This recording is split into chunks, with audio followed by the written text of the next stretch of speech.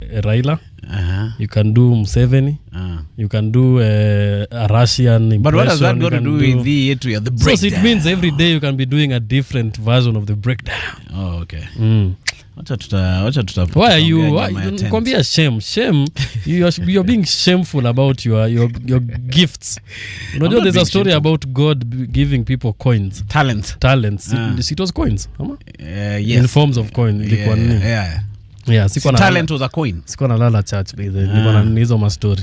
By then nilikuwa nalalanga praise and worship. Lakini time ya sermon nilikuwa nasikiliza. The stories were interesting. All right. Yeah, it was very weird as a Muslim yenyewe nikipiga makofi hapo yenyewe for nani. There was once I went for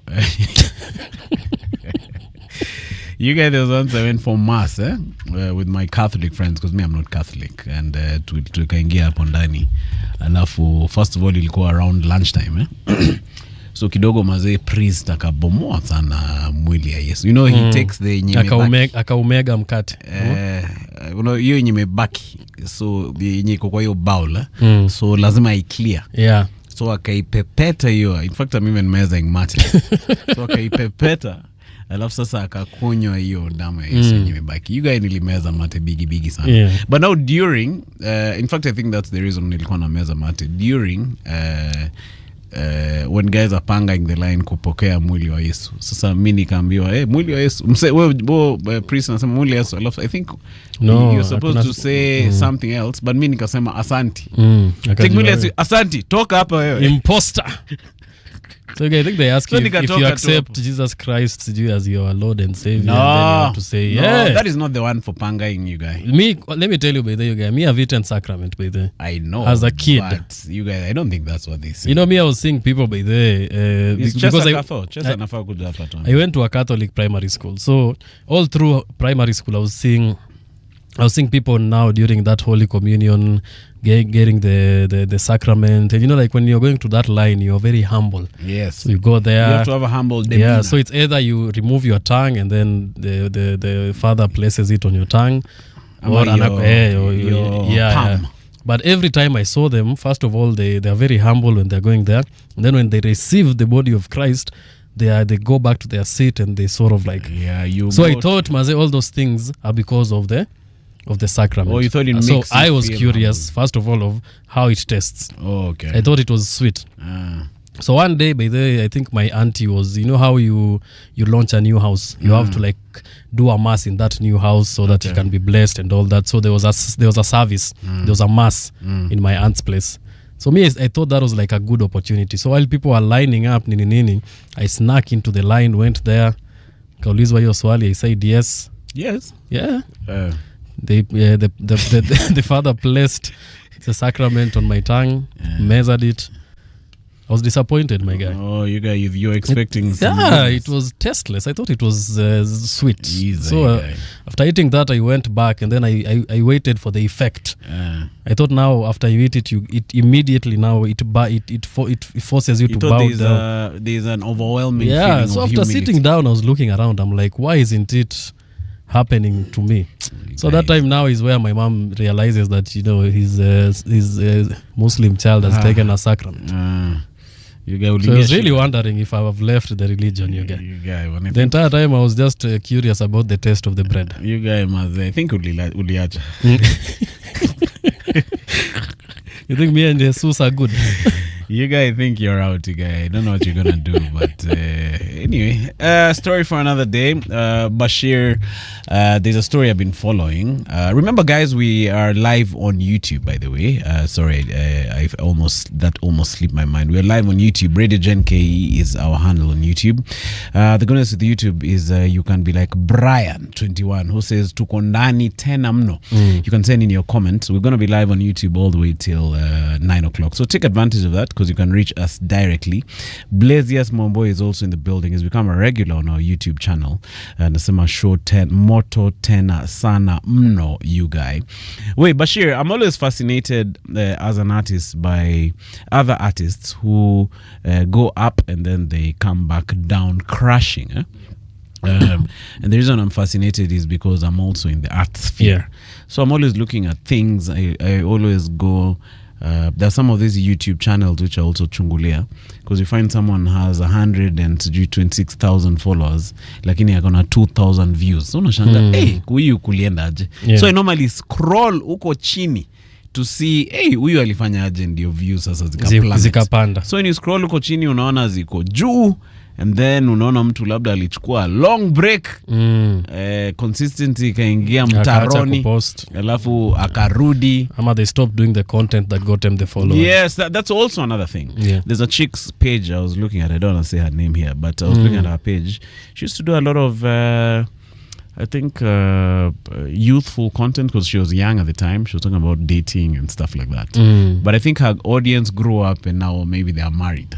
So, and I don't think she changed up the content. So either you get a new audience, or she's still doing the same youthful type of thing. But so she's not her core audience has moved on and married, and so they can't relate to that old drama. So it's become something I'm in the habit of doing. I like checking what people are doing, what people are not doing, which they used to do in the past. So lately, this guy called Burna Boy has really caught my eye.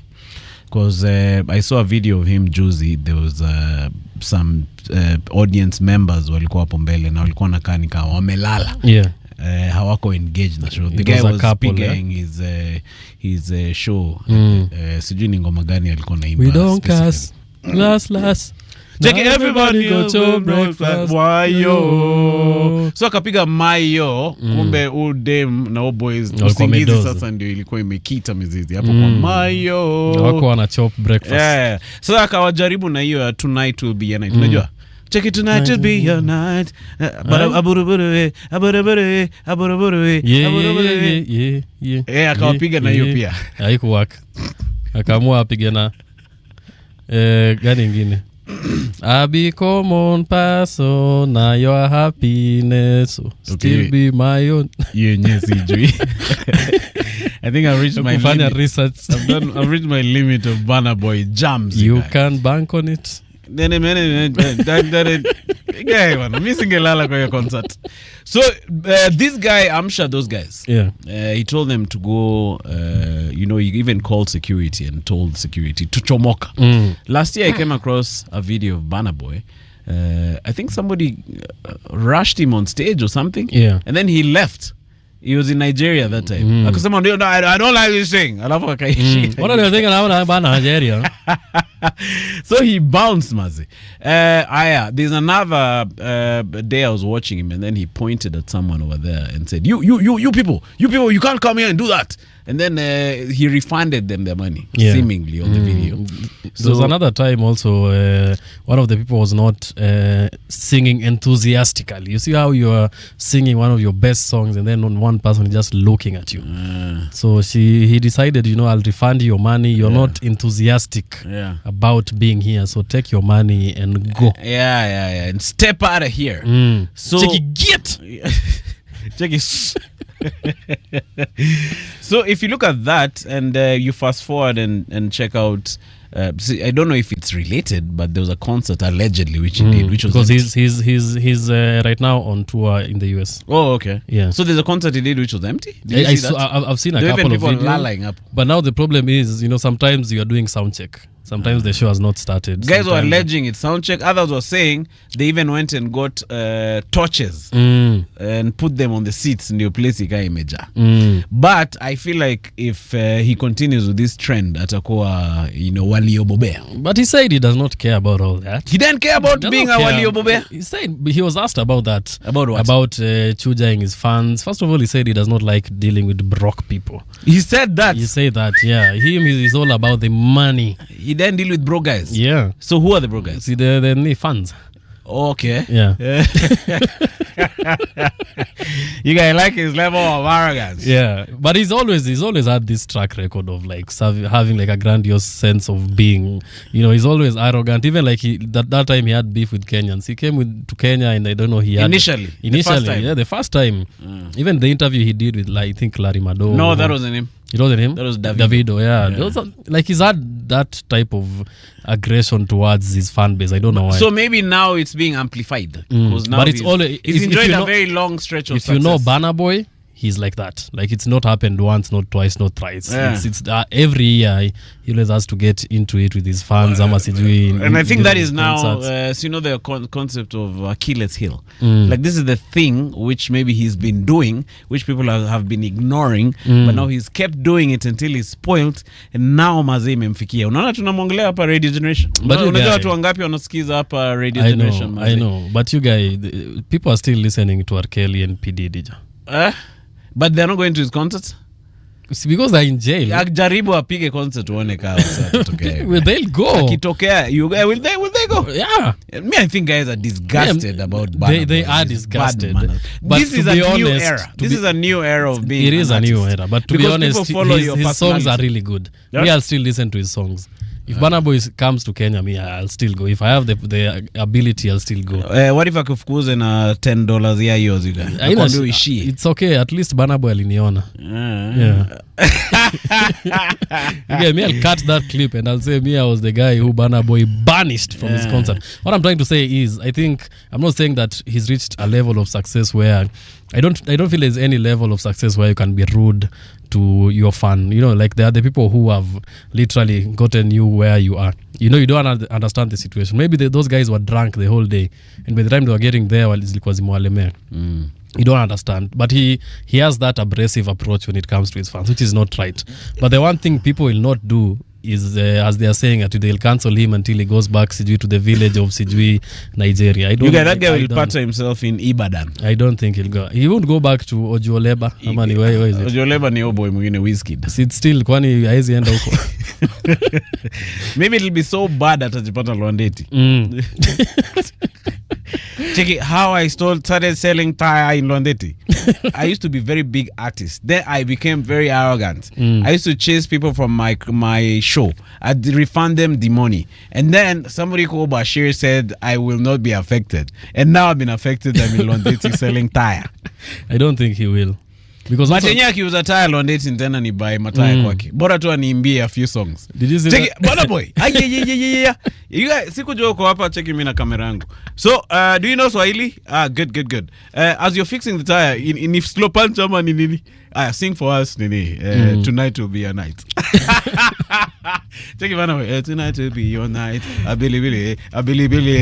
I don't think so. You have to watch out as an artist. He's done this so many times and he's survived. I don't think that they're gonna cancel him. No. That is a Let me tell you right very now. Those dangerous people who are saying that they're gonna cancel Burna Boy. He's gonna be cancelled by his behavior, not even by people. Yes, but it's people boycotting his shows. That's what you're saying. They'll stop going to his shows and thus he'll be cancelled. You guys, do you know the Green Network? They haven't paid, so I can't talk about them directly. All right. Me, I subscribe to the Green Network. All right. So till today, when you buy airtime, they send you a message saying what? Thank you for choosing to use this network. All right.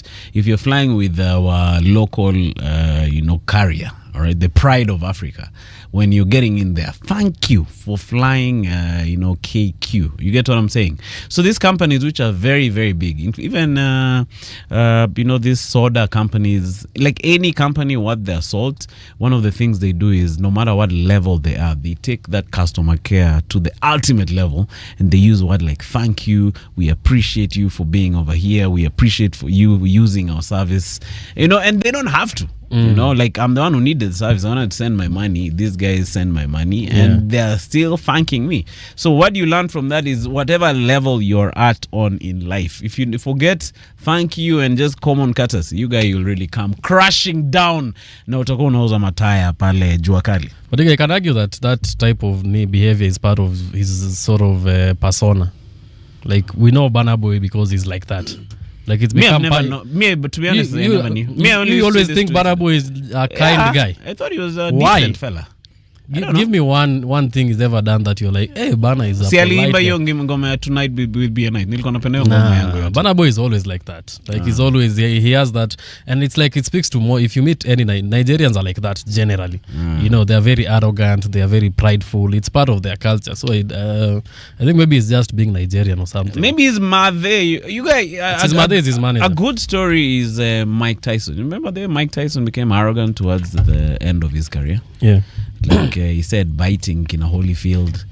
He never used to go for training. There was a time before fight alienda kakomonga yake yote the whole night long, alafu ndio akatokea kwa fight. And if you hear him talking about it now in retrospect, he's very sad. You know, I used to be a lion, man. I used to be a beast. I used to eat you up. And then I miss being that person on the ring. I think it's all that weed he's smoking. You know, he has a farm. Tyson farm. Yeah, he has a marijuana brand. Yeah, he does. There's a clip I remember of him when some of this like just pre-match interviews about a fight, and then he's being asked what he thinks about the fight. He's like, I think it was just straight after jail or something.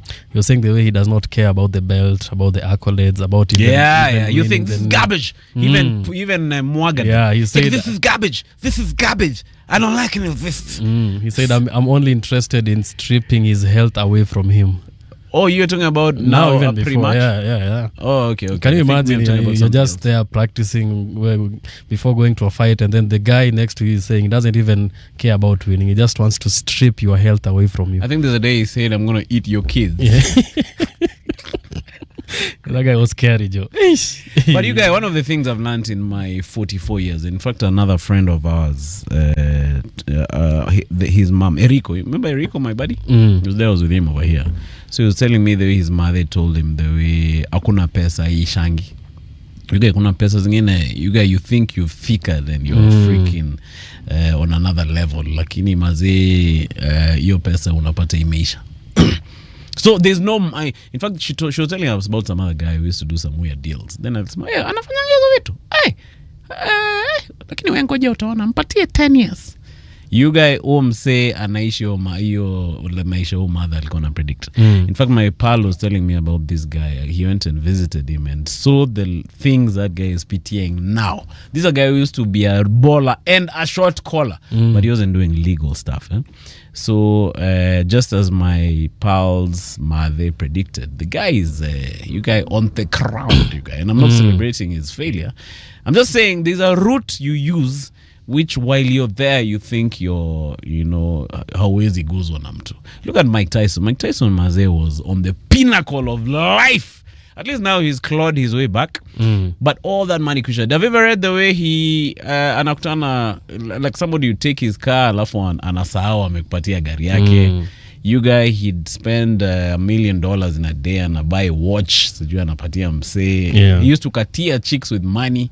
You get that guy must crash down, and I'm sure he's made more money than Burna Boy.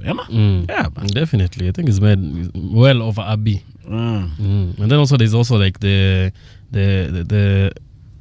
money ingegrow ikuwe pesa ngapi. Like teme kama angeweka tu pahali igrow pole pole. Like how much money he would have. Like, if you lived a simpler life. Yeah, like the possibility of just the compounding effect of that money, sizing kwa pesa ngapi. Have you ever heard the story about Shaquille O'Neal?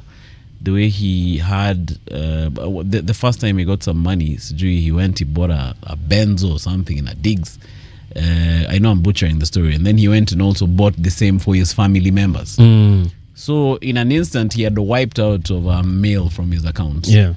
And then I don't know where he got the education, but he went back to school. He did a master's, and now he has a very good money management plan. Like he went and learned how to interact and live with money. So if at all he stayed on that path, like people like Scottie Pippen, unakumbuka Scottie Pippen? Yeah. He was Michael Jordan's sort of number 2 up for Chicago Bulls. Scottie Pippen went and bought a private jet, which also still had issues. So the guy, first of all, he didn't negotiate a proper contract on the air at Chicago Bulls. He signed a long-term contract, and yet his value was growing every single day. So he also messed up and paid for it financially. If you look at his life, he looks like he's doing okay, but he would have done better. But my point in saying all these things is I don't think there's any money, any level you can figure and say, hey, now I'm going to be arrogant to my fans because this is my personality. I don't think so. But I think for Burna Boy, and I'm just saying, like, okay, let's for example, let me indulge your delusion. Watu wakatae kubai tickets za show zake. I mean, that's a major revenue stream. Nino? si watu wakatai show up for the shows, they're not buying tickets anymore, so he's not making money from shows. He still has his music. People are still streaming his music. Streaming, you guys? Yeah. Streaming mazizo does na kuanga peanuts. Bado anauza like kama akona like the masters to his music, like it's still worth some money. You think he has? Yeah. But is it true Floyd Money Mayweather mazee ameingia mtaro moja ajab? Financial? Aje. Just hizo rumor? Si ametoka kupigana na Jake Paul juzi tu. Kwa hizo dosi zishaisha. And then actually this year he's supposed to fight nani? Tyson. Okay, that is not true. I'm just maybe. But I've heard rumors that anaingia mtaro. Yeah. Just hiyo rumor. You guys, Floyd Money Mayweather, you guys about to repair tires up in London. He's about to drop his middle name. He's dropping his money. Aya, huyu alikuanga Floyd Money Mayweather. Alikuwa anafanyanga boxing, We, hebu tengeneza hiyo tire, tengeneza hiyo. Why are you collecting all these legends you guys in London? I don't think they'll fall that far. It's a nice place to chill, you guys. You can make some living. It's like that guy of rich dad, poor dad. What is he called? Kiyosaki. Yeah. See, allegedly he owes the bank like I think $50 or something. For real? Yeah. Since when, man? Yeah, I saw a post about that. Like he's actually in debt. But rich people are always in debt, though. You could argue. Yeah, like they never use their money. Yeah, like someone like Elon Musk, he had to get a loan to buy Twitter. Yet he had the money if he wanted to, but they don't really like selling because most of their money is in like stocks and like in the financial market. But you guys, when you're up, how do you stay up, Mazi? Because I think you need to be grounded first of all. What do you mean by grounded? You need to be grounded in the sense that ufai kubadilisha life yako very fast. Because hii pesa ya, let's say for example, even like athletes, just a weird statistic is like 60% of like even NBA athletes, they go broke 10 years after they retire. Because ile lifestyle ulikuwa unaishi as an athlete. Let me give you an example. A better example is maybe someone who's playing football.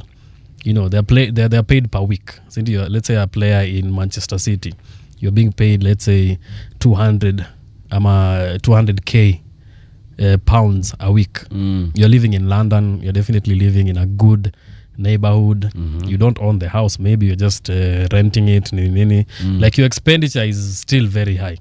So if you're not saving that money, there's a good chance that you're just surviving on, because you don't know how to generate it, right? Yeah, you're just surviving on 200,000 pounds a week, paying rent, servicing your cars, you have like a holiday home.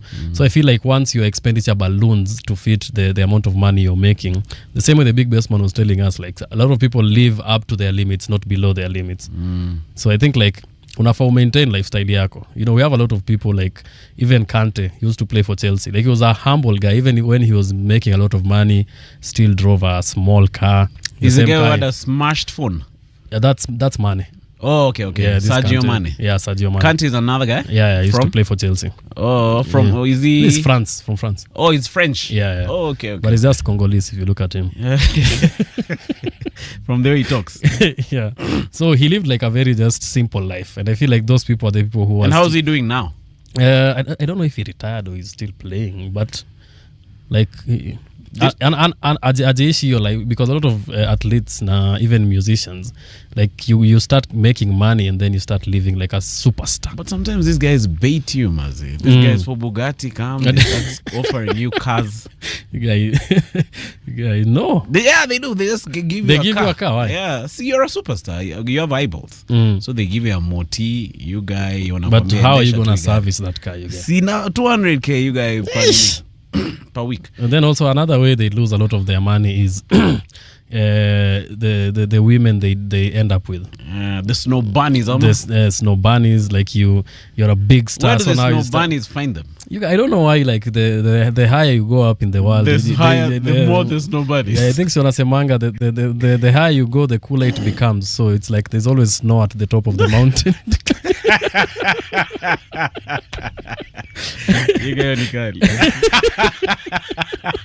Mount Kenya, the only African mountain with snow at the top. Yeah, because I was watching, there's a knee I'm watching right now, it's called Starting 5. It's about NBA. And all of these black athletes, I promise you, they have white white wives. Even Nani is married to a mega snow pwani, you guy. What do you think so? Eddie Murphy. Yeah. That shocked me because I was watching the documentary and everything else was just nice. I thought, hey, I'm even looking at the kids. I'm like, what? You mean the greatest of all time has a black woman? Who's this? Eddie Murphy. Oh, okay, yeah. So when I saw the although he's had different. Yeah, but like the one he's with right now. Yeah. Do you think they're better money managers? The whites. I don't know. Yeah, because they manage your money nicely after they chuja you. Well, they manage it vizuri so that when they divorce you, it's not spent. But maybe Eddie Murphy has what's it called? Prenuptial agreement with this latest mommy. Yeah. You uliona keja mzee? Alafu ni safi. Ulisikia hiyo pare alisema anasikia baridi wacha afunge roof. Take it. I was like, damn. Comedy yenyewe guy. After hapo I think niliandika mistari ka 10. But one of the things he said is then meza in it and partake in I remember. In fact, that's what I wanted to say at the top of the hour. And he was saying how he's buried a lot of his friends, a lot of Kina Robin Williams. You're saying nani alidedi bila ene. Back to our conversation. Bruh, alisema he had to pay Richard for the burial. Pryor. Red Fox. Red Fox, yeah. Yeah. You a lot of them. Crazy, yeah. He was talking about how he was with was it Robin Williams and another guy, and then those guys put the white on the table. So he was saying, imagine you're chilling with two of the best, like your idols. You're in a room with them. There's no one. It's like if you meet your two idols right now and you are in a place and then they chomoa a miscellaneous white substance and put it on the table. How many people will say no? Yeah, true. Like these are your idols. Like it's not that he's just a random guy up in the corner. So anakuambia upige. Yeah, because hata wanapiga. So it's like you're part of the gang now sniff. It's like an initiation. Yeah. Umse angekuwa nayo keja sahi kangepiga hiyo line, you guys. It's funny how a small thing can take you in a different trajectory. Yeah, because it starts with that. It turns out the snow, and then now you want a different high. Yeah. It starts with the snow, and then goes on to the snow bunny. Even Tiger Woods, you guys was hooked up with a major snow bunny. Yeah. Huh? Even Paul Pogba. Paul Pogba, actually up to now, I think arguably one of the best midfielders I've ever seen play. He was so good. He used to play for Manchester, Juventus. And then I don't know, he got into a scandal when he was in Juventus where I think stories are doping ama nini. So allegedly he was saying he injured his kiddos food.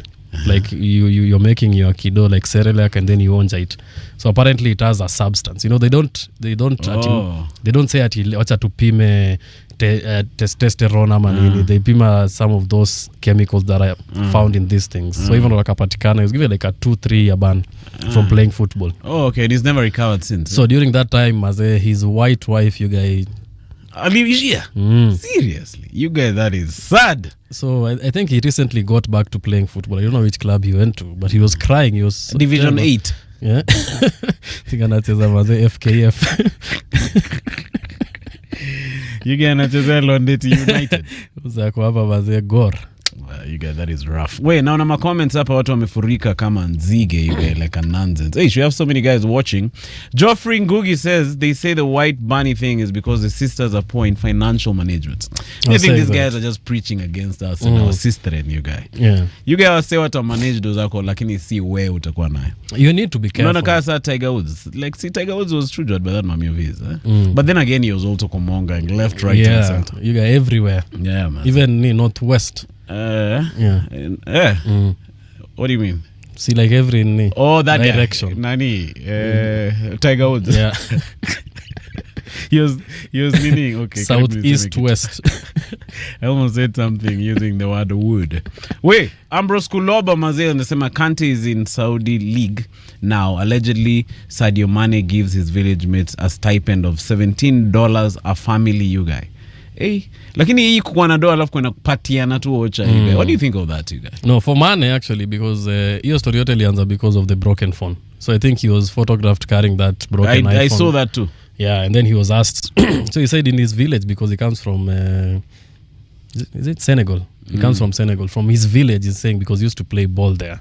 He's saying like, there's no way me I can be here balling, and I know the people back in my village have no water, have no access to schools. So a lot of his money He's built schools there. He's built like access to water, hospitals. Yeah, that's polite. All those things. And as Vonasema, he's still doing what the government is supposed to be doing. Yeah. So alisema it doesn't make sense aanze kununua sijui the latest iPhone nini, knowing that there's a kid back home where you grow up, where he used to play football, who doesn't have like just the basics. You guys, Geoffrey Ngugi anasema Bana Nyorea's fans alafu anasafisha na common person. Common person ni ngoma. Oh, okay. So now piga na hiyo ngoma. Eish. Key and Peele have an interesting skit from on Iron Mike. That's Geoffrey again. This brother was an interesting take over here. Geoffrey still. He's saying, for women, put your wealth under your mother like Akon. Convict music. You guy, he was sued by his mommy, and they went and found out Ujama kona $10,000 peke yake. You guy, juu chini. There's Hakimi. Who's Hakimi? Hakimi is a Moroccan footballer. Oh, he was playing in the European leagues? I think La Liga. He used to play for Real Madrid. Then he got signed with this Snow Bunny. Yeah, and then the Snow Bunny wanted the money. And akapata madha yake ndo akona hizo do zote. And there's no legal way to chukua those funds from Mother. It's Mother's money. You guy, in whose hands are we safe? No, I think you should laugh, but anyway, stories are do. That's why like signing like a prenup, I feel like if enyewe uko na hizo do and unajua mapenzi uisha, that's the thing. It's like right now we love each other nini, but I don't trust that when things go bad you'll have my interests. Like me tangu niingia hii radio generation, you guys, mademo ananisumbua sana hapo Kitengela area. Yeah, but wanaletea ma gift kwa keja stuff like that. Chiki mano nimekuletea dina. Cheki, wewe ulijua niko na kazi? Ulijuaje niko okay umepika nini?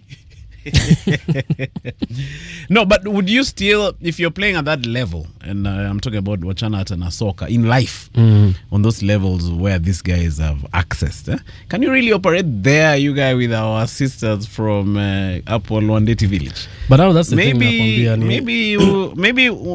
Maybe unaenda sana paka I'll relate sasa na sister wetu. Not even I'll relate. They're not even in the room. Like all the places you're hanging out. Ideally you're supposed to grab them and go with them there. Donasema the best ni mse mwenye ulikuwa naye before do. You build together. She stands by you. She sticks by you. Check it, sticks by me and I'll stick by you. You make the money together. And then now, ideally, that is how you can end up with a black lady, because as I told you, like now, once you start making this money, all the rooms you are entering, white, all the place you're going to play golf, white. Like you're not seeing as many sisters as time ulikuwa umesota, and also you're not seeing as many white brothers too. Like mtapatana watu kadhaa tu, so the pool is smaller and like it's smaller and whiter. There's this documentary which you should check out. And God grew tired of us. It's produced by Brad Pitt, I think, and his wife. So it's about this. It's about the journey of these Sudanese refugee kids. So it documents. There was a huge war, and then they walked from some place in South Sudan, and then they walked down towards Kakuma refugee camp. And many of them died on the way. It's a very horrific story of that walk. If you talk to AK Jambo, Akau Dance, he'll tell you the story. AK Dance, Akau Jambo rather. So they went to Kakuma, and then while they were there, they sort of grew up there. Many of them without parents. So they got sponsorship from the American government, where they were taking many of these young South Sudanese and giving them citizenship in the States. So they ship them, they airlift them. So Kakuma refugee camp, straight to the airport, ndege you guy, America mazi. Ukifika America, they hook you up with a job, and then you start working, and you're sort of trained into the system. And these guys were so detached from modern life. When they were flying in the aeroplane heading to the States, unajua venye unapewa butter ya kupaka kwa mkate kwa ndege. These guys were bemoaning that butter, you guy. Yeah. They're like, yo, this thing tastes a bit salty. So like that's the level of orchardness, and understandably so. Yeah. So they go to America. So there's one guy who specifically alinibamba because he went there and he was one of these focus guys. Alikuwa kama mwalimu. So unajua hiyo dimina mwalimu, seriousness, waking up early. Na You get, blazer. yeah, your blazer. Even have that coat. So that guy, he had a girlfriend in Kakuma. So he said, I want to work very hard, and then I get a job, and then I go back and take my wife. And then that guy worked in the States for years. Came back to Kenya, went to the place where his girlfriend used to be, married her. And you guys took him as to America. You guys didn't want to really in touch. That guy decided he's not moving along with any American or snow bunny. That guy was hooked up with his girlfriend mwenye aliacha hapo chini. So akaenda and now they're living happily ever after. There are also many other sad stories about some of them who lost their way, adapted to the Western culture. But anyway, I said all those things just to highlight this guy who remembered, the girlfriend of his youth. Took her, and now you guys living together. I think maybe it's just a mindset and a decision you make. But now, also, if you think about it, some of these people, especially in soccer, experience a very high level of success, and they're also very young. Yeah. Because I'm talking about this story as a 40-year-old. If you're in your 20s, I don't think you're thinking like that. I don't think you're thinking, bana, wacha nirudi home nichukue dem fulani, unless you're like that mwalimu guy. Yeah. So I think these guys, as you're saying, they operate on a very high level, and it's a shock. And because you're successful, I feel like that society knows how to take people who are successful and assimilate them to their lifestyle, because they're getting value from you. Maybe you're not even a good soccer player. Maybe you're brilliant. See, most of us, we have a lot of brain drain from Africa to the States and to the West. Brilliant guys, they go, they get working visas in the States, and they go and assimilate to that society. Wanaacha gap kubwa hapa. Yeah. So I think that's the thing. You go, you're gifted, you're really good in your career, then they just assimilate you. Jipata marry into that culture. Yeah, man. A lot of these celebrities and sports stars, one of the things they struggle with is like marrying and dating, because if you didn't come up with someone, like you had a girlfriend, and most of them chuja these girlfriends. So once you start making money, you see that this girlfriend and you guys are chini, because now you're exposed to a new breed of women. But now this new breed of women are only attracted to you because of the glam and the glitter. So you go and you stay with that group, you start dating from that pool of women. They have the complexion for the protection of the situation. So you forget your girlfriend who was with you when you were PTering, you go and meet these snowbunnies, and you start hooking up with them, and you end up marrying one. And that's how most of them end up getting into these stories are 50-50, sijui losing your wealth to a snow bunny, nini. I feel most of them actually go back and take their high school sweethearts. Yeah. And they struggle to find, like, they'll tell you, I'll pay money to find someone who does not know me. You get John Maina says, Pogba's wife never left him. She stuck with him during the crisis. Honest Man says, marriage is a lucrative business these days. Avoid. You get Honest Man has thrown the whole marriage institution under the bus, my guy. Amesema? It's a lucrative business these days. Avoid. Alafu akaweka hazard ile ya nuclear. Unajua hiyo hazard yenye ukienda huko Chernobyl. Unapata hiyo sign ya hazard. Biohazard. Yeah, bana. I don't know about the Pogba story. Maybe we'll confirm that story. Geoffrey says an interesting thing. He says, I think he's talking about Mane. He's saying, yet his village mates have a gava. Shame. I think it's a shame for an athlete to start coming to build house. Mr. Beast was here drilling wells. What do you think as the area chief, ama the MCA? How are you feeling when someone else is coming to do your job? That's why they try to prevent you from doing those maendeleos, because you're putting them to shame. Si Rico alienda huko Turkana akajaribu kujenga nyumba ya watoto, like a classroom. The local leaders, you guys, were very upset. Yeah, for real. Ule wa sisi kwa sisi. I went and tried to do something in Turkana, and the local leaders walisema uja mama zame to disrespect by coming to build a classroom for our toys who are sawing under a tree. Yeah. There's surely some benefit of just reading under fresh air. Yeah. Nice views, you guy. You can use your imagination. You can look around. Yeah, man. You don't have to ask to go to the toilet. You just go. Mazi, you just go up on the spot, you guys. Siafu observation. You just live in the middle of the Check your in Siafu. Hey, that's not in a straight line. Yeah, biology, Mazi, you're always in the lab. You guys, the teacher has a quick access to sticks. Okay, there are many advantages of learning under a tree. That is quite sad, Mazi. Yeah, Mazi. Wait, Advocate Mariba anasema he's tuned in from Ruiru. I don't know if it's a he or a she.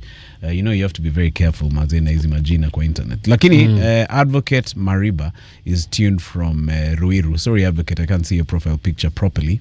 Who else is here? Lamekwe Kesa anasema Nzige 003 in the house, enjoying the show yangu yote mno. There are some messages which I didn't read zilikuwa huko juu, and when we're talking about Burna Boy anasema you guy, maybe money comes with some arrogance in it. It's a thing when you have money that can komonga anyone. You guys, if you think about yourself, do you think you're one of those guys who become arrogant when you have money? What do you think? Not arrogant, but I don't think I'll remain the same person. I feel like money will definitely change me. Like that is. Oh, it could change. Yeah. Kidogo though, see ati sana. For the worse or for the better? No, like obviously quality of life. Like I'm not like a miser. No, me, I'm talking about attitude to your fellow human beings. No. I don't think I'll become like arrogant or anything. How many guys would we to count out of 3?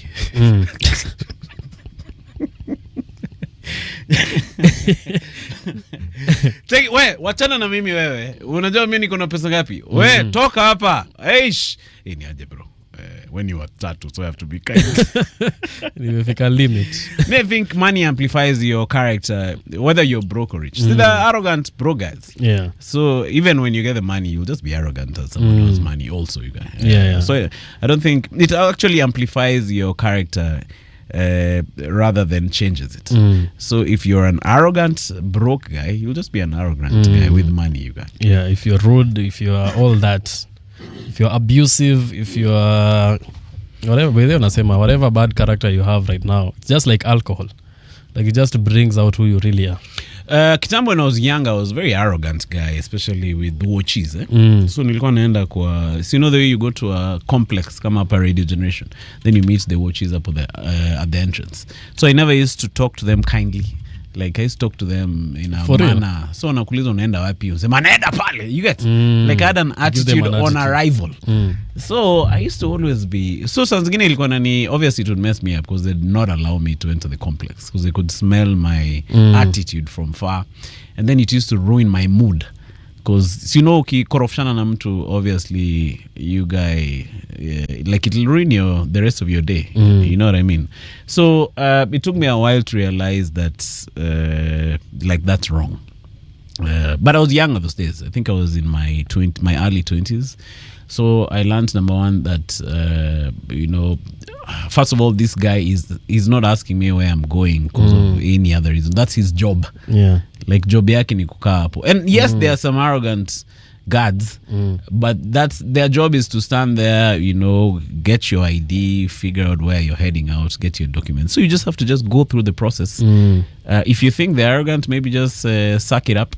But if we can even fast forward and talk about arrogance, there was this story allegedly about the former chief justice who went and fingered some watches nose pale village market. You guys, akamwambia you have to know people. Yeah. You guys, unaona hiyo ingekuwa mimi.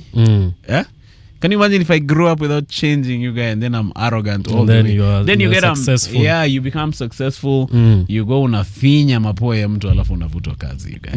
It's sometimes I think about those days and I feel highly regretful, you guys. Yeah, I think after you realized most of them are lunje like you stopped. You guys, my dad used to talk in Kiluya to all watches. Cheki Oriena. Holasi. Asante. So some of them are not lunges, are looking at him like, what's wrong with this guy? You realize it was friendly fire. Yeah, Burna, you guys must. So may I encourage guys to not be like Burna Boy. you have to be humble, Mazi. Yeah, man. There's this guy Vince Staples. He's like a rapper. I think right now he's like an actor, nini. And he's like, his view on all these things is he's always saying that like he just needs to make enough money to feed his family. Like he doesn't have all those ambitions of making all those. Who's this guy? Vince Staples. He's like he's a rapper. I think he does a show right now called the Vince Staples Show. It's like a comedy I think show. I've heard it. Is it the guy who has some big specs? That's him. Oh, okay. So his view is always like he doesn't want to be famous. But he is famous, right? Yeah. Like he doesn't like it, and he's saying like if he can make enough money to feed his family, like he'll even stop doing music and just chill. Oh, okay. Like he doesn't enjoy that life of like all constantly being on the limelight. Like even the way he acts, the way he dresses, the way he like he never changed and became like sijui ati a superstar nini. Like he has it, if he wants to he can, but he just remained the same person. You guy, I'm gonna go read more about that Vince Staples guy so that I can learn more. Geoffrey Mugaka is on the timeline, but then we have 56 guys watching. Shout out to you. Today maze watu wamefurika yao yote kwa hii show yetu. And if you're here for the first time, please subscribe. We do this every evening. This show is called The Breakdown, and it's part of our Wind Down Open Mic where we do the show podcast style. No music, just conversation. Honest to God conversation. And as Bashir normally says, we're not doing it as preachers or people on a high horse. We're just two individuals who have a mic, and we know we're just trading real life stories over here in this studio. Geoffrey Mugaka says, as men, have your own plan. Never depend on anybody. Hata kama it's your wife. You guys, have you ever seen that video for that guy who says somebody was asking him, can you date a woman who has more money than you? And then that guy said, I will never do such a thing. For real? Unajua ulifuatilia ulimfollow. You just be following everyone on Instagram. Mtu anaenda viral na video moja ushamfollow. That guy is resting in eternal peace, mazi. Pole to the family and the fans. We're gonna be back before you can say Rumpelstiltskin. See you guys shortly. Don't touch that dial. We'll be back.